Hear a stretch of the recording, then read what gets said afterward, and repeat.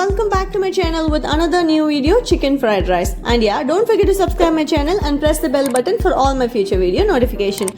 Mix together 250 grams of chicken, half a teaspoon of ginger garlic paste, salt according to your need, 1/4 teaspoon of turmeric powder, half a teaspoon of chili powder. Let this sit for 15 minutes. Cool down the cooked 500 grams of basmati rice and prepare the sauce.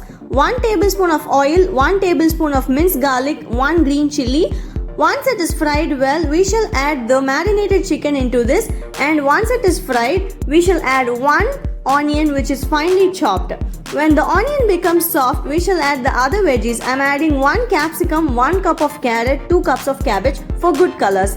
We can add pepper and salt according to our need, and also adding 1 tablespoon of chicken powder for the extra taste. Once this is all mixed well, add the rice gradually into this and mix it well. At the end, we shall add 1 teaspoon of vinegar and 1 teaspoon of soy sauce and give a good mix. We are almost done. I'm also adding 3 eggs which is scrambled at the end. If you are not an egg lover, you can skip it.